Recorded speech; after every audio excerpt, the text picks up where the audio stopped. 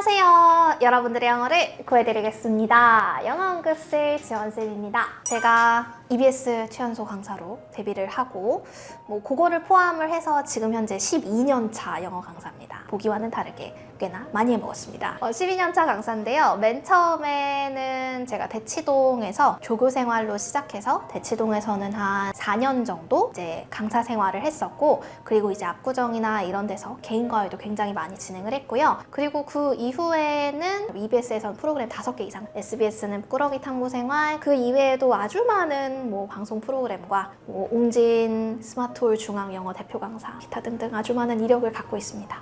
일하고 있는 회사가 지금 현재는 8개, 그 전까지 합치면은 거의 한 50개는 되는 것 같아요.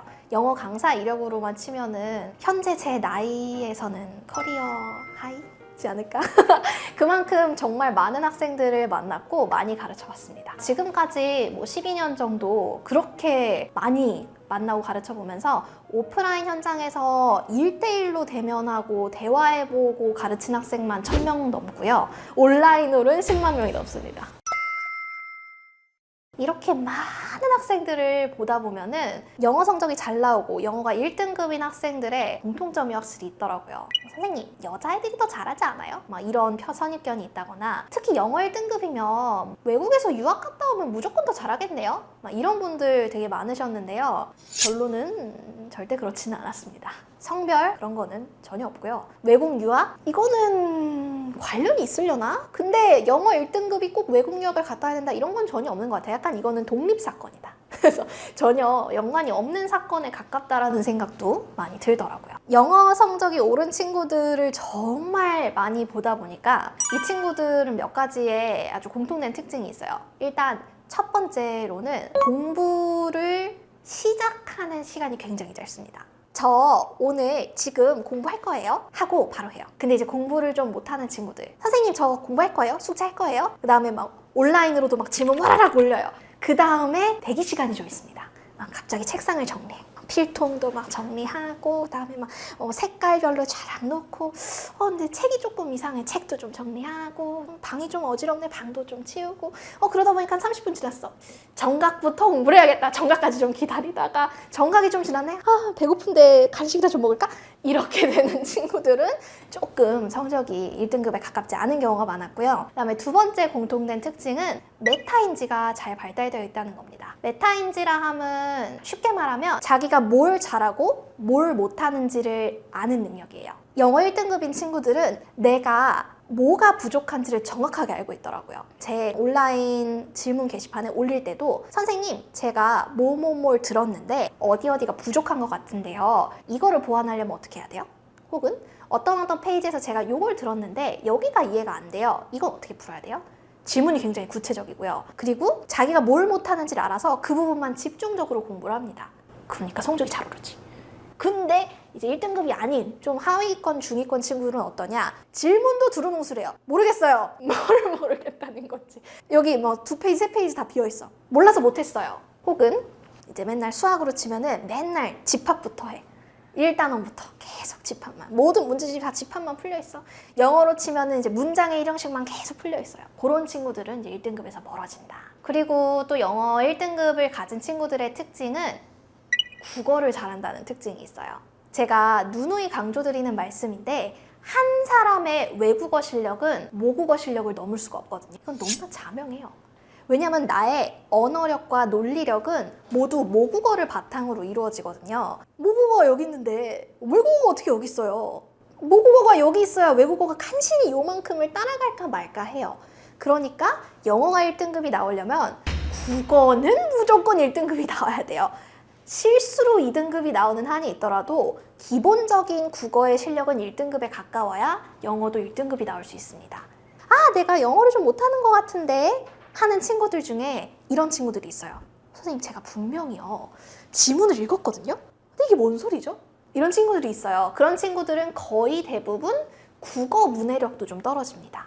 논리력이 떨어진단 말이에요. 그래서 그런 친구들은 내가 국어의 비문학 쪽을 좀 잘 읽고 있는지, 독서가 충분한지를 점검해 보는 것도 중요하겠습니다. 그리고 제일 중요한 것 중에 하나, 잠은 꼭 6시간 이상 주무셔야 합니다. 제발 부탁드릴게요. 제발. 뭐 옛날 옛적에 사당오라 엄마 아빠들 시절에 이런 얘기 있었는데 제발 잊어버려요. 그거는 정말 지금 현재 있을 수 없는 얘기고요. 이렇게 바쁘고 각박한 현대사회를 살아가는 사람들에게 사당오락은 가당치도 않는 얘기고 6시간 이상을 자는 학생들이 훨씬 더 공부를 잘하는 비율, 영어 1등급 맞는 비율이 압도적으로 높아요. 이거는 장담할 수 있어요. 너무나 제가 현장에서도 눈에 보여요. 제가 강의를 할 때 앞줄에 하는 친구들, 그리고 인강의 완강률이 확실히 딱 나오는 친구들은요.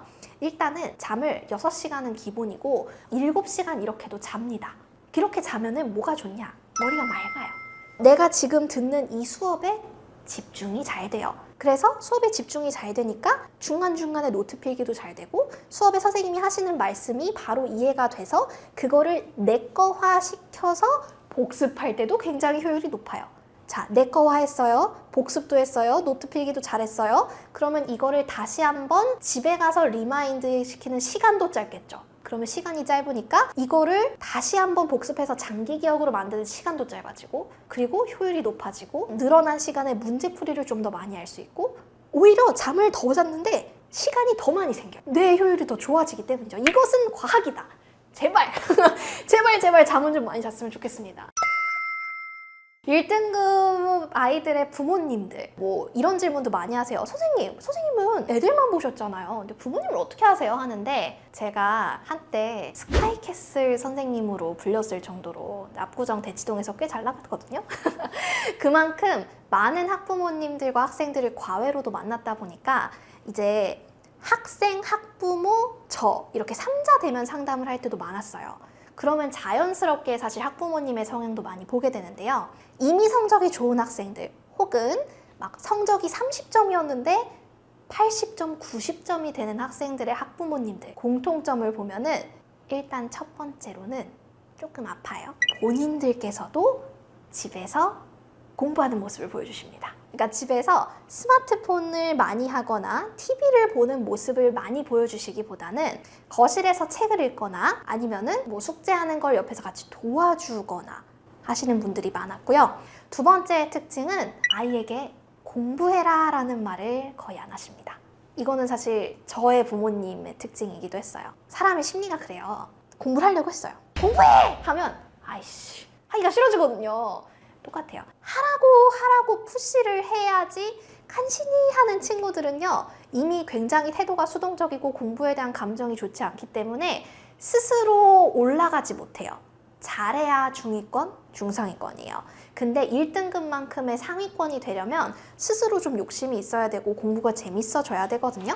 그렇다 보니까 학부모님의 이 과한 푸시보다는 스스로가 좀 내가 이러니까 공부를 좀 해야겠다. 성적이 오르는 좀 재미가 있는데? 해서 좀 접근하게 하는 방법이 필요합니다.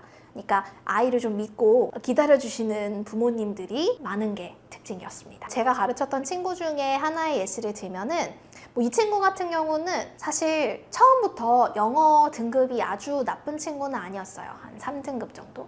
어떤 분들은 3등급도 나쁜 거 아닌가요? 하시는데 그래요. 뭐 3등급이면은 서울 안에 있는 대학 가긴 힘드니까 나쁘다고 하실 수도 있겠네요. 네, 3등급 정도였는데 그냥 이 친구는 단지 그거였어요. 어렸을 때 영어가 재밌었어. 좋았기는 했는데 엄마 아빠가 하도 수학을 하라고 하고 하도 과학을 하라고 하니까 그냥 그거 공부하고 숙제할 시간 때문에 영어를 좀 놨던 거예요. 할 시간이 없으니까.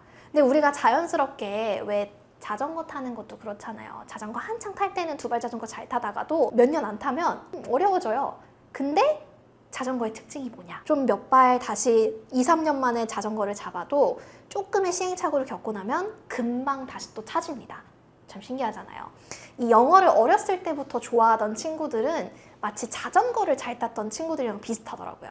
이 친구는 분명히 영어가 3등급이고 뭔가 서울 안에 있는 대학은 못 갈 것만 같았지만 어렸을 때 팝송을 되게 많이 외웠던 친구였고 그리고 뭐 디즈니 영화 같은 거 대사를 좀 많이 알고 있는 친구였어요.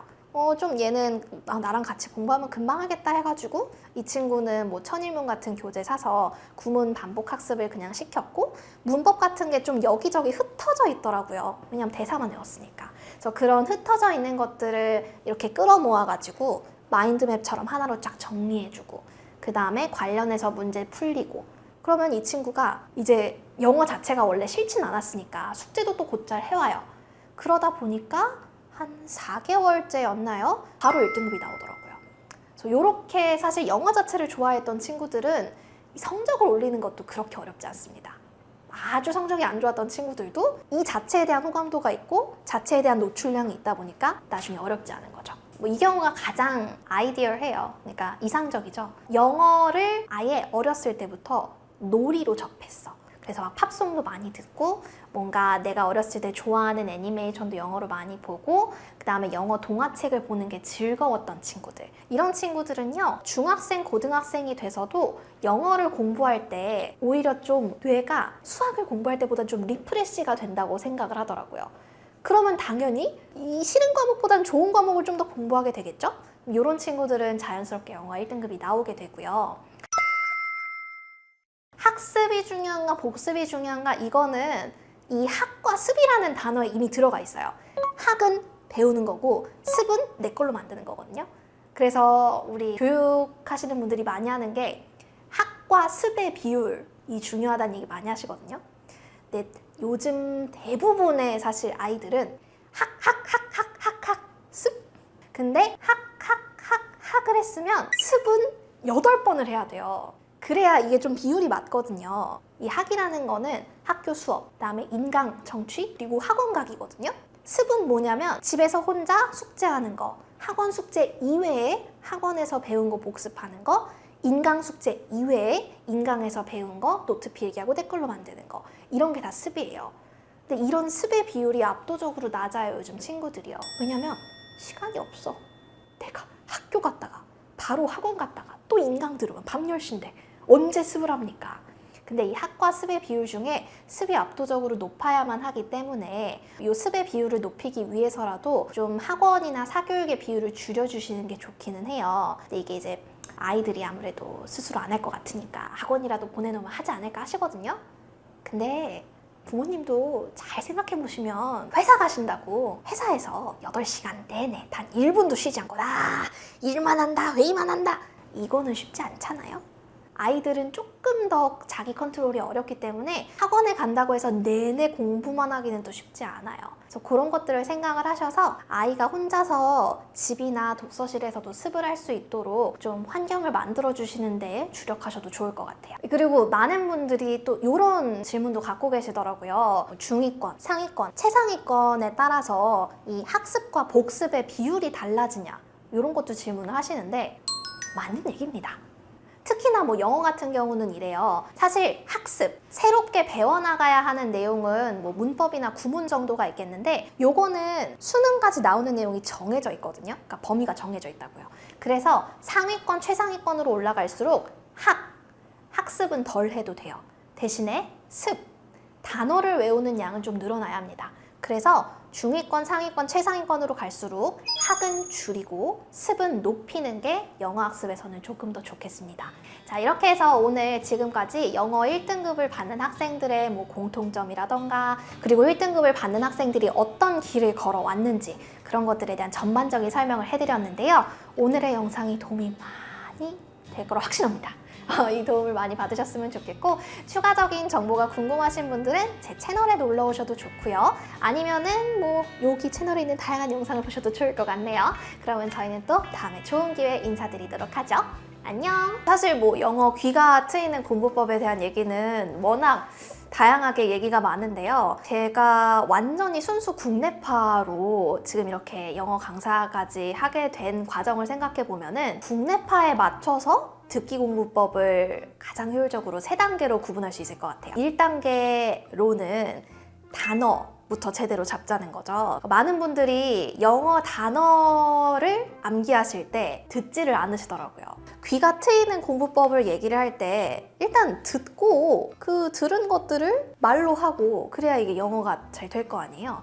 근데 단어를 외울 때부터 일단 스펠링을 보고 뜻 보고 스펠링 보고 뜻 보고 이렇게 기계적으로 반복적으로 암기를 하다 보니까 정작 이 단어가 어떻게 원어민이 발음을 하고 있는지는 모르는 현상이 생기는 거죠. 뭐 아이들의 경우에는 대표적으로 psychology, 심리학이란 뜻이잖아요. 이 앞에 P 같은 게 있단 말이죠. 그럼 이제 애들은 프사이, 풋사이? 선생님 이거 풋사이인가요? 막 이러면서 잘못 외우게 되는 경우가 많아요. 그러니까 듣기가 안 되게 되는 거죠. 그래서 그런 것들을 잡기 위해서는 평소에 단어를 외울 때 요즘 단어장에는 QR코드만 찍어도 발음을 다 들을 수 있어요. 그래서 그런 식으로 들으시다던가 아니면 뭐 네이버 영어사전 활용하셔가지고 그때그때 해당하는 단어 발음 들으면서 외우시는 게 좋겠고요. 두 번째로 단어를 들으셨으면 인토네이션을 들으셔야 합니다. 이제 인토네이션이 뭔지 궁금하실 텐데 우리말에는 사실 인토네이션이라고 하는 개념이 없어요. 인토네이션은 쉽게 말하면 높낮이인데요. 굳이 우리나라의 말의 높낮이를 따지자면은 경상도 사투리입니다. 블루베리 스무디 하는데 뭐 부산 계신 분들은 블루베리 스무디 약간 이런 게 있다면서요. 그런 것처럼 영어도 단어마다의 조금씩의 높낮이 차이가 있다고요. Can you help me? 이런 식으로 you, me? 이런 것들이 높다던가 아니면 하나의 단어 안에서도 psychology 얘 들었죠? psychology, ecology 이렇게 call 이런 데다가 탁 높이를 준단 말이죠. 이런 것들을 잘 들어가시면서 단어에도 인토네이션이 있고 문장에도 인토네이션이 있구나 그런 것들을 파악하시면서 들어가시는 게 좋겠습니다. 그럼 마지막 남은 과제는 뭐냐? 바로 연음입니다. 연음은 말 그대로 이어지는 발음인데요. 애들이 제일 많이 하는 말이 있어요. 선생님 저 집에 가고 싶어요 할 때 애들이 이제 영어로 그 말을 하면 I want to go home 이라고 한단 말이에요. 자 근데 이걸 잘 들어보면 want to 요렇게 발음을 하게 된단 말이죠. 근데 스펠링을 보면 want to 예요. 근데 굳이 우리가 want to go home 이렇게 말하지 않는단 말이에요. 이렇게 t가 2번 연속으로 들어가 있을 때 t를 한 번만 발음한다거나 뭐 이런 것들이 이제 연음인데 이런 것들 사이에 생략되어 있는 이 발음들을 잘 캐치하고 들을 줄 알아야지 내가 좀 이제 영어 듣기를 할 줄 아는군 뭐 이런 것들이 되는 겁니다. 또 대표적으로 많이 헷갈리시는 연음이 이런 거예요. I've been to New York. 나는 뉴욕에 가본 적이 있어. 뭐 이런 뜻인데요. I've been, I have의 이 V 이 줄임말이 살짝 들리다 말거든요. 이런 연음들을 잘 듣는 연습을 하면은 이제 귀가 번쩍 트이면서 내가 이제 좀 원어민이랑 대화를 할 수 있겠군 이런 생각이 드실 겁니다. 제가 지금까지 말씀드린 거는 영어 듣기 공부의 정석의 방법이고요. 사실은 한국 사람들이 밟을 수 있는 가장 빠른 코스의 방법인데 이거 이제 맹점은 현실에서가 조금 적용을 하려면 약간의 텀이 필요하다는 거예요. 왜냐면은 이 모든 영어 공부법의 전제는 북미식 영어, 소위 말하는 영어 듣기 평가식 영어 듣기에 조금 최적화되어 있는 방법이거든요. 근데 현실에서 영어를 사용하는 사람들을 생각해보면 완벽하게 영어 표준어를 쓰는 사람만 있지 않다는 게 문제입니다. 예를 들면 우리도요 한국 사람인데 영어를 쓰죠. 근데 한국 사람이 영어를 쓰면은 한국어의 어떤 발음의 그런 경향이 영어에 묻어난단 말이에요. 그래서 현재 영어 듣기가 안 되는 이유를 정리하면 아직 그만큼의 많은 샘플을 내가 듣지 않았기 때문이에요. 그리고 현실에서 영어 듣기는 다양한 악센트를 가진 사람들이 다양한 영어를 구사하기 때문이고요. 그리고 조금 더 좀 빠르기도 합니다. 그리고 뭐 사투리도 많고요. 정말 많은데요. 사실은 제일 좋은 거는 완전 저희 꿀팁인데 사실 요즘 막 그런 거 많이 보지 않으세요? 뭐 인스타나 페이스북이나 이런 데서 짧게 카드 뉴스로 멍 때리다 영어로는 하면서 뒤에 막 영어 표현이 나와. 그 다음에 영어 클립으로 그걸 쓰는 엄청 많은 영상을 제공해 주잖아요. 어떻게 찾는지 되게 궁금하지 않아요? 발음도 다양하고. 그거 찾는 사이트가 있어요. www.youglish.com 이라는 사이트가 있는데요. 여기 들어가서 해당하는 표현을 쳐요. 뭐 예를 들면은 뭐 I'm down 뭐 이런 표현을 사용하고 싶어요. 근데 이게 뭐 다른 지역에서는 어떤 사투리를 쓰나 궁금해. 그러면은 그 유글리시 사이트에다가 I'm down이라고 쳐요. 엔터만 딱 누르잖아요. 그러면은 이제 유튜브에 있는 전 세계에 있는 엄청나게 많은 사용자들의 I'm down 이라고 발음한 부분만 영상으로 쫙 모여서 보여줍니다. 클릭 하면은 계속 I'm down만 나와요. 그래서 그것들을 들으면서 호주 사람은 이렇게 발음하네? 아, 중국 사람은 이렇게 발음하네? 아, 일본 애들은 이렇게 발음하네? 영국 사람들은 이렇게 발음하네? 이런 것들에 대한 샘플 데이터를 좀 얻을 수 있고요. 조금 더 편안한 방법은 역시나 뭐 네이버 사전 같은 거죠. 요즘은 네이버 사전 딱 클릭하면은 국기 촤라락 나와요. 미국 국기, 그 다음에 뭐 영국 국기, 호주 국기 촤라락 나오거든요. 그거 눌러가면서 듣는 것도 좋은 방법입니다. 이런 영어 듣기 관련해서 많은 분들이 또 놓치고 계시는 게 있어요. 내가 영어 듣기를 늘려야 돼. 막 영어 실력을 늘려야 돼 하면서 영어에 막 몰입해가지고 영어 하다가 보니까 어느 순간 딱 벽을 맞이하게 되거든요. 특히나 학생들이 그런 고민을 많이 합니다. 선생님, 제가 분명히 영어 공부를 많이 하거든요. 근데 어느 순간 좀 안 돼요. 이런 고민 많이 하는데 그때 99%는 한국어에 문제가 있는 경우가 많아요. 그래서 제가 이제 그런 친구들을 잡아내기 위해서 학생들 단어 시험을 볼 때는 이런 활동을 많이 합니다. criticize, 비판하다라는 뜻의 단어거든요. 요거를 썼어요. 근데 얘가 영어 실력이 안 오른다고 되게 칭얼거려요. 그러면 제가 물어봅니다. 얘야, criticize, 비판하다잖니? 그럼 비판하다라는 한국어 뜻이 뭐야? 모릅니다. 비판이요? 좀 나쁘게 말하는 거? 막 이래요. 나쁘게 말하는 것만이 비판은 아니잖아요. 그건 비난이고 사실 비난과 비판은 또 구분할 줄 알아야 되고요. 얼마 전에는 이런 예시도 있었어요. victim, 희생하다, 뭐 희생자 뭐 이런 뜻들을 가지고 있는데 이 victim을 가지고 희생이 뭐야? 물어봤더니 내일 죽는 거요? 이러는 거예요. 이거 싫어합니다. 진짜 저번 주에 있던 실화예요. 야, 내일 죽는 게 희생이라고 알고 있으면 너는 지금까지 영어 단어를 외워서 뭐 했었니? 이런 생각이 드는 거예요. 그래서 이게 특히나 학생들이 놓치기 되게 쉬운 부분이기 때문에 어느 순간부터 뭔가 영어 실력이 안 오르는 것 같고 내가 좀 영어 글을 읽어도 영어 듣기를 해도 내용이 잘 이해가 안 된다 하는 친구들은 한국어를 반드시 점검해 봐야 합니다. 청독 공부법 관련해서도 최근에 워낙 핫했죠. 사실 청은 청취, listening이고요. 독은 reading, 독해예요. 듣는 거랑 독해하는 거를 동시에 하는 방법인데요. 우리 왜 그런 말 많이 하잖아요. 오감을 동시에 사용하면서 공부를 하면 집중력이 향상되고 공부의 효율이 오른다. 이런 것처럼 청독을 진행을 하게 되면은 영어 공부의 효율이 향상이 되는 건 사실입니다. 쉽게 생각하면은 넷플릭스 영상 같은 거를 보면서도 청독을 할 수 있어요. 일단은 첫 번째로는 관련된 뭐 넷플릭스 영상이든 영어 동화책의 영상이든 영어 동화책의 음원이든 그런 것들을 일단은 들어봅니다. 그럼 이제 거의 100% 못 알아들어요. 그 다음에는 해당하는 그 영어 부분의 내용을 한국어 자막으로 변환된 걸 한번 들어봐요. 사실 뭐 많은 선생님들의 여긴 의견이 갈려요. 왜냐면 어떤 분들은 한국어 자막을 보면 안 된다. 이런 분들도 있거든요. 근데 저는 좀 생각이 다른 게 전 또 국내파잖아요. 아니, 한국어 뜻을 모르고 영어만 주장창 들으면 영어가 늘겠어요? 자, 당장 오늘부터 옆에다가 이제 아랍어 라디오를 틀어놓고 아랍어를 한 달 동안 들어봐요. 아랍어가 늘겠습니까? 절대 안 늘죠. 무슨 뜻이도 모르는데 어떻게 늘어요? 같은 원리로 어느 정도 뜻은 알아야지 영어 듣기도 늘 수 있기 때문에 그 다음에는 조금 한국어 관련해서 자막을 틀어놓고 영상을 보고요. 그 다음에 그 뜻이 조금 익숙해졌고 영상의 내용을 알아듣게 된다 라고 하면은 스텝 3, 영어 자막을 켜줍니다. 그러면은 동시에 그 영상을 듣고 영어 자막을 보면서 청독이 완성이 되는 거예요. 그러면 이 오감 중에 두 개의 감각이 자극이 되면서 아이들이 이미지로도 학습하고 들으면서도 학습하고 그리고 자막을 읽으면서도 학습하게 되는 엄청난 공부 방법이 완성이 되는 것이죠. 이거는 비단 아이들뿐만 아니라 소위 말하는 미드나 애니메이션 학습법을 통해서 성인분들한테도 충분히 적용할 수 있는 좋은 방법입니다.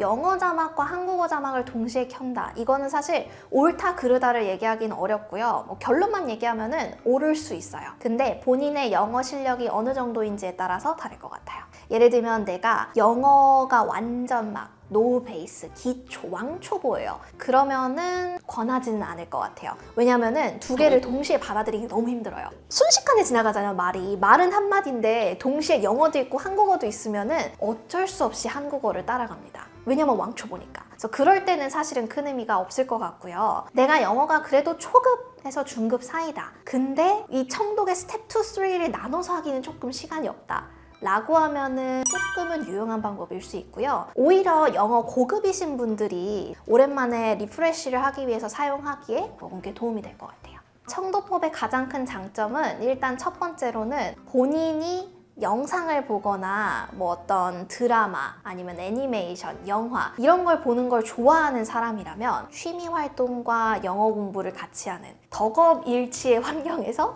영어 공부를 할 수 있다는 큰 장점이 있죠. 그리고 두 번째로는 청독이 조금 효율이 좋습니다. 영어 공부의 시간을 좀 단축할 수 있어요. 그 두 가지가 압도적으로 좋은 방법인데요. 반면에 청독 공부법의 단점을 조금 꽂자면 처음부터 막 제대로 된 패턴을 반복해서 학습하고 이런 건 아닐 수 있잖아요. I want to go home, I want to go to school, I want to go to work 이런 식으로 막 어떤 특정한 패턴을 반복 학습하는 건 아니다 보니까 문장을 외운다라는 측면에서는 비효율적일 수 있어요. 근데 제가 방금 말씀드린 방법의 단점 딱 알겠죠?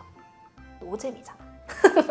양극단의 그런 장단점이 있는 거 좀 이해가 가시죠? 청독법에서 여러분이 꼭 지켜주셨으면 하는 점은 부디 여러분의 레벨을 너무 높이 평가하지 말아주셨으면 한다는 겁니다. 그러니까 많은 분들이 특히나 이건 성인분들이 많이 하실 만한 실수인데요. 내가 어른이야. 내가 좀 영어 안 한 지는 오래됐고 좀 초보인 것 같긴 한데 그래도 내가 뭐 에밀리 인 파리스 정도는 쫙 이제 보고 내가 50분 내내 그냥 미드로 쫙 그냥 자막 없이 딱 봐야 되지 않나 하는 그런 이제 생각 때문에 바로 그냥 50분짜리 고급 레벨로 탁 가시는 경우가 꽤 많아요. 그러면은 남는 건 포기뿐입니다. 포기하는 게 가장 안 좋은 결과이기 때문에 생각보다 여러분들이 쉽게 포기할 수 있다는 점을 항상 유념하시고 쉬운 단계의 영상부터 차근차근 시작하시길 권해드립니다. 네, 이렇게 지금까지 오늘 뭐 영어 공부할 때 귀가 트이는 공부 방법들 한 3가지 그리고 그 이외에 청독 공부 방법들도 좀 소개를 해봤는데요. 도움이 많이 되셨을 거예요. 네, 이런 공부법에 대해서 조금 더 다양한 레퍼런스가 필요하다 하시는 분들은 뭐 제 유튜브 영상에 관련된 영상들 뭐 아래 댓글로 달아드릴 수 있으니까 그런 것들 참고해 보셔도 좋을 것 같고요. 그럼 다음에 만나요. 안녕! 영어를 잘하고 싶어 하는 마음은 너무나 사실 당연하죠. 근데 잘하시는 분들이 막상 또 많지는 않아요. 근데 그게 이유가 저는 꽤나 명확하다고 생각하는 사람입니다. 제가 좀 오늘 그것들을 설명을 해드리러 나왔는데요.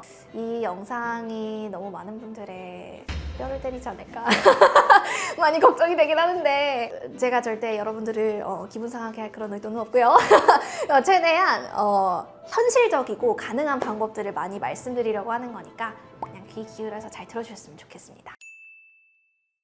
제가 생각을 했을 때 영어를 너무 잘하고 싶은 사람은 많은데 막상 잘하는 사람이 별로 없는 이유 가장 큰 첫 번째 마음은요 강박이에요. 어떤 강박이 있냐면 첫 번째로는 완벽한 한 문장을 완벽한 발음으로 말해야 한다는 강박이에요. 이 안에 지금 2가지나 되는 강박이 들어가 있죠. 완벽한 한 문장이라 하는 거는 문법을 다 지켜야 된다라는 강박이 포함되어 있습니다. 내가 이 문장을 말하는데 내가 지금 투부정사, 관계대명사, 그리고 뭐 접속법 뭐 이런 거 다 지키면서 말하고 있나? 이런 생각들을 또 하게 되다 보니까 당연히 말이 안 나오죠.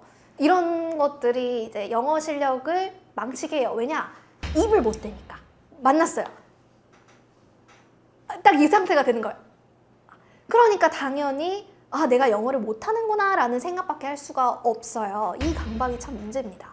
근데 제가 정말 많은 분들께 말씀을 드리는 게요. 우리 언어의 60% 이상은 비언어적 요소거든요. 그러니까 바디랭귀지예요, 소위 말하면. 그냥 우리 어디 가가지고 하면은 절로 가라는 거고 왜 그렇잖아요.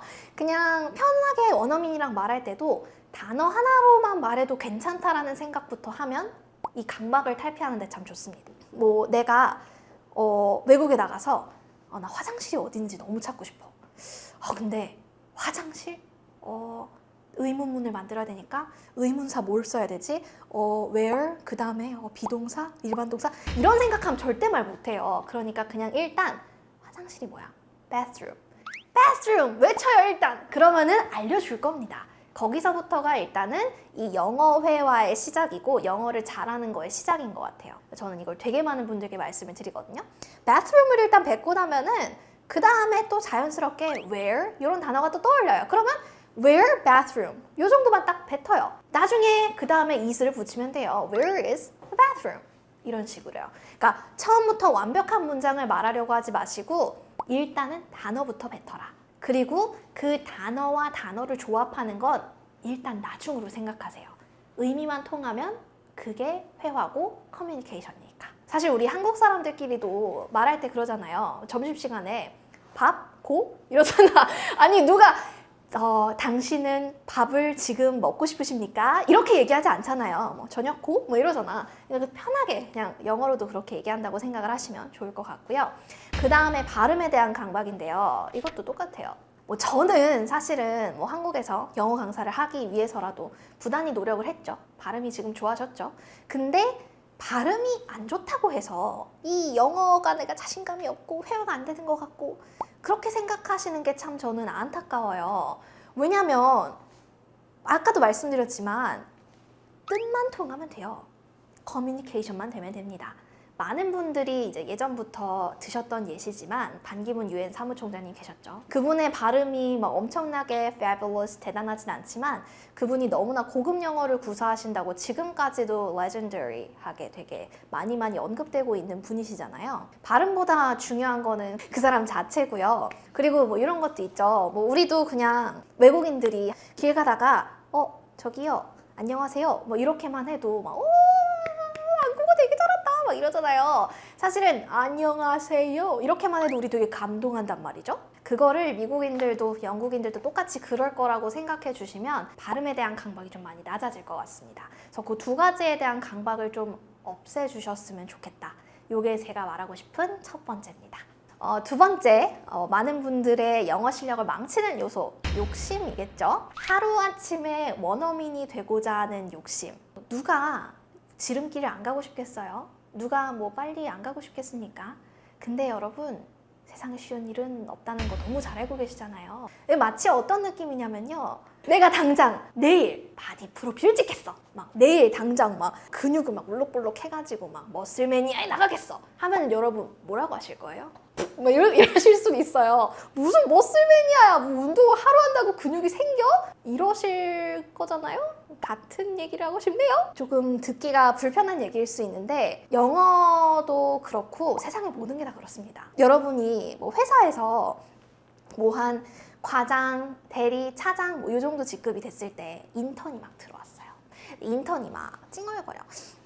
저는 오늘 들어왔지만 당장 일은 과장님처럼 하고 싶은데 왜 안 될까요? 찡얼찡얼 하면 우리 과장님 뭐라고 하시겠어요? 참 많은 걸 바란다 이런 느낌 드시지 않겠어요? 같은 원리입니다. 영어에만 왜 그런 기적이 일어나길 바라는가? 우리가 너무 그런 기적을 바라는 게 아닌가 하는 생각을 좀 하셔야 하고요. 그래서 뭐 소위 말하는 뭐 2주 만에 자막을 안 보고 미드를 볼 수 있어요. 이런 광고에 현혹되는 우리를 반성해야 한다. 그런 일은 일어나지 않는다. 그런 욕구와 욕망을 내려놓고 꾸준히 열심히 해야지 영어 실력이라는 게 느는 거다 라는 거를 좀 많이 받아들이셨으면 좋겠어요. 그래야 중간에 포기하지 않고요. 그래야 영어를 잘하는 사람이 될 수 있습니다.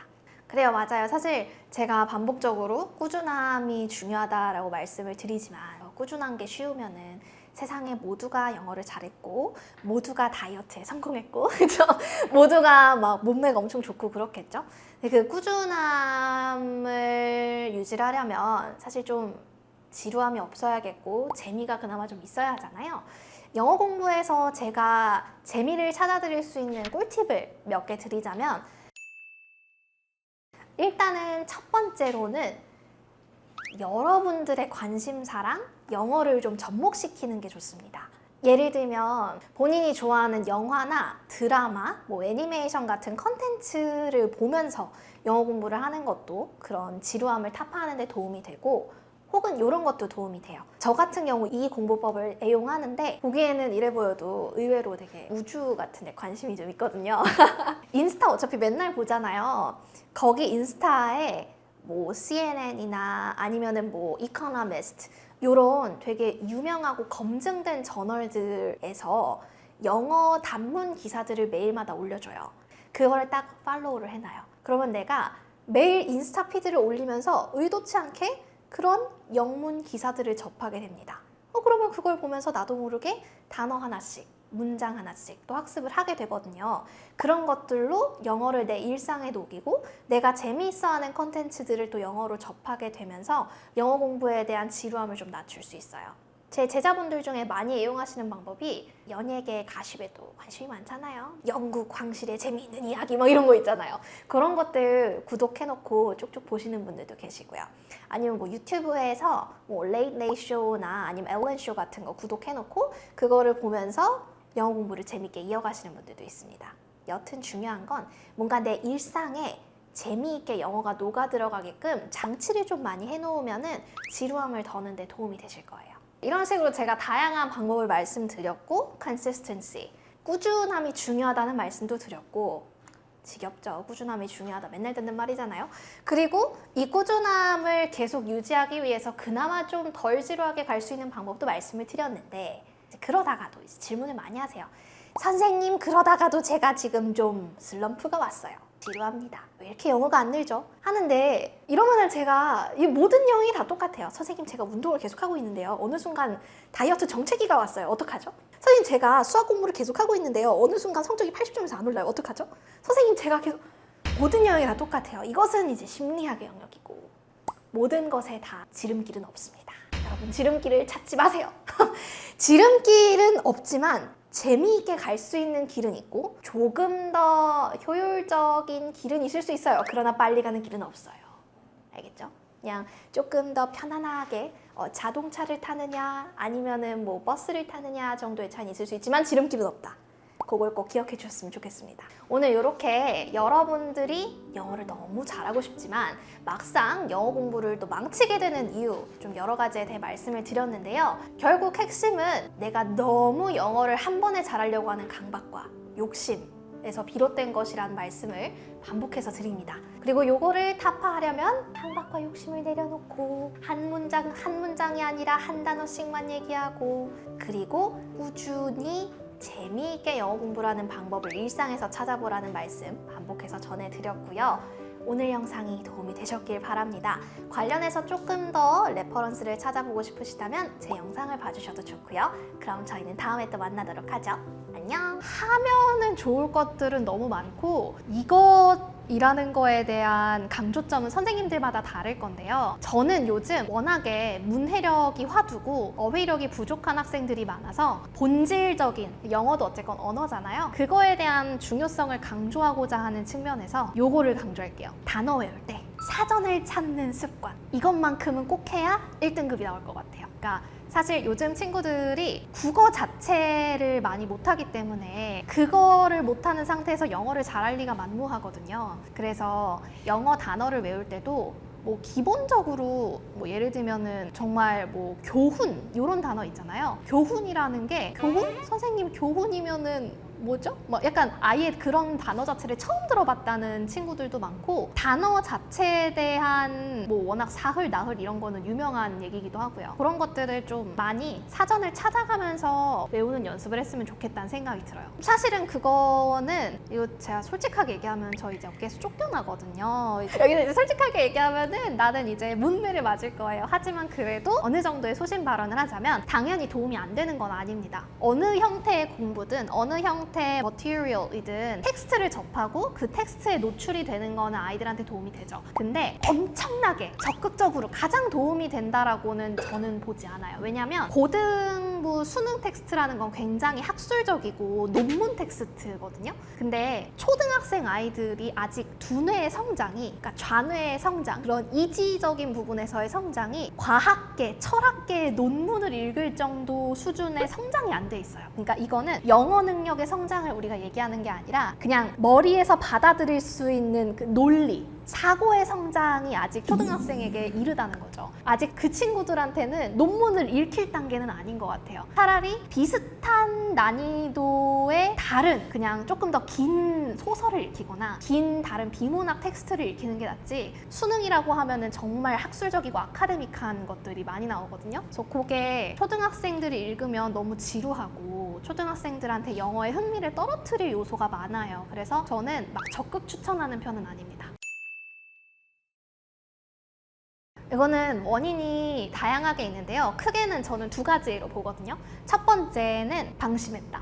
방심했다라는 거는 영어를 마치 하나의 프로젝트처럼 생각하는 거예요. 그래서 내가 예를 들면은 아까 전에 뭐 우리가 수능 영어를 초등학교 때 하면은 괜찮나요? 이런 얘기 했잖아요. 초등학교 때 수능 영어까지 끝냈어. 그러면 이제 프로젝트 하나 끝냈다고 생각하시는 거예요. 그래서 여기까지 영어를 다 했고 영어 끝! 이제 수학만 엄청나게 해야지. 과학만 엄청나게 해야지 하고 영어를 그냥 거의 놔버리는 경우가 좀 있거든요. 사실 일주일에 하루만 해도 영어 실력은 금방금방 퇴화를 해요. 언어라서 그거. 그래서 고등학교에 딱 오니까 지금까지 내가 해서 수능을 딱 마스터한 줄 알았는데 그 영어 실력이 쭉쭉쭉쭉쭉쭉쭉 없어져가지고 다시 거의 한 절반 정도가 떨어진 상태가 된 거죠.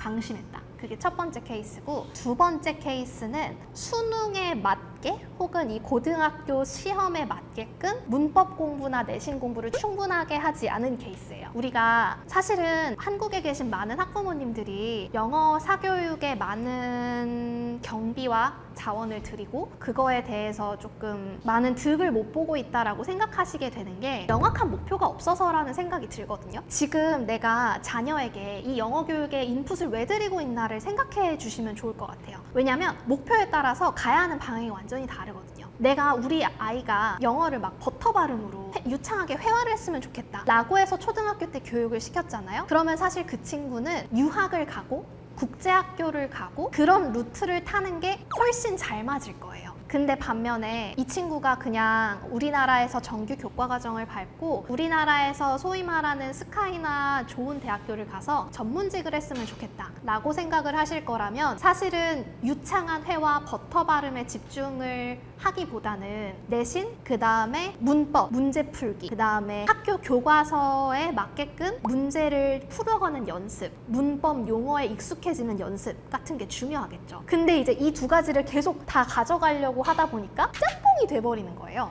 그래서 이 짬뽕의 혼돈의 카오스 속에 애들이 자라가지고 고등학교 때 딱 오니까 성적이 안 나올 수 있는 거죠. 그러니까 요거를 방지하려면은 초등학교 때부터 목표를 아예 나는 우리 아이가 회화를 유창하게 하고 아예 유학을 가는 아이로 키울 거야 라고 정하시거나, 아니면은 우리 아이는 계속 국내에서 이 나라 교육과정을 밟게 할 거야. 그러니까 회화도 회화지만 확실하게 국내의 어떤 교육 제도와 입시 제도에 맞게끔 키우자 라고 하고 그런 과정으로 영어 교육을 시키시는 것, 그 둘 중에 하나를 정해서 가시는 게 요 참사를 막는 길입니다.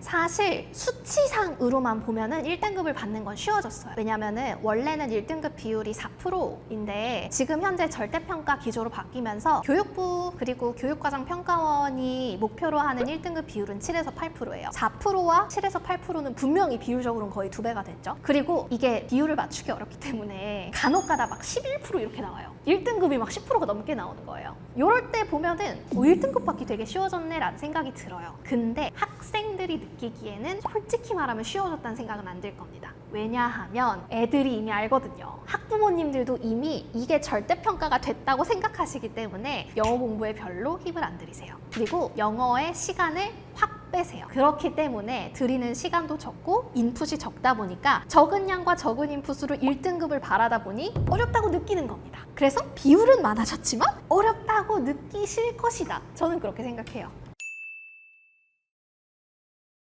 학생 스스로가 점수가 떨어지는 걸 막으려면 우선은 고등학교에 들어가기 전에 중3 때는 사실은 학교 내신 점수가 입시에 반영이 안 될 때잖아요. 그리고 이미 중3 때가 되면은 중3 특히 2학기는 고등학교도 다 이제 정해져서 고등학교 입시에 중3 2학기 점수는 반영이 거의 안 되거든요. 그때 아예 중1, 2, 3의 문법을 한 번에 모아가지고 총정리하는 시간을 갖는 게 가장 좋아요.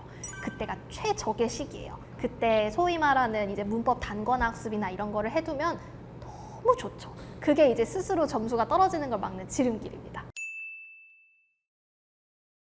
아이의 성향에 따라 다를 것 같아요. 부모의 개입이라는 것은 아이의 성향 그리고 평상시 부모님과 아이의 관계에 따라 다를 것 같아요. 그래서 요거는 yes or no를 굳이 얘기하자면 사실 이거는 가정의 이슈라서 제가 함부로 왈가왈부할 수 있는 건 아니라고 생각해요. 제가 모든 가정에 들어가 있는 것도 아니고. 하지만 만약에 평상시에 아이와 학부모님이 조금 대화가 많이 되어 있고 아이가 어느 정도의 사춘기를 좀 지나왔고 아이가 스스로 엄마 나는 이런 부분에서 조금 자기 컨트롤이 덜 되는 것 같아. 나 엄마한테 이런 거 공부하는 거 얘기할 테니까 엄마가 좀 봐줘 라고 얘기했거나 아니면은 엄마한테 평소에 뭐 고민 상담 같은 걸 자주 하는 친구거나 하면은 개입을 했을 때 결과값이 나쁘지 않고요. 그렇지 않은 경우에는 개입을 한다기보다는 차라리 학원 선생님께 넌지시 말씀을 해보시거나 아니면은 학교 선생님께 조심스럽게 한번 부탁을 드려보시는 방법을 조금 더 추천드립니다. 영어 공부로 고등학생인데 고민이 많다는 거는 지금까지 영어를 이제 정말 유학생 트랙으로 공부해가지고 조금 이제 한국식 교육 과정에 맞지 않아서 성적이 좀 덜 나오거나 아니면은 영어가 절대평가니까 조금 덜 해가지고 그 성적이 안 나오거나 하시는 경우일 텐데 어떤 경우에서든지 지금 현재 영상 안에 답이 다 나와 있으니까요. 걱정 너무 안 하셔도 되고 올바른 방법이기만 하면은 꽤나 금방 단기간 안에 성적은 교정될 수 있습니다.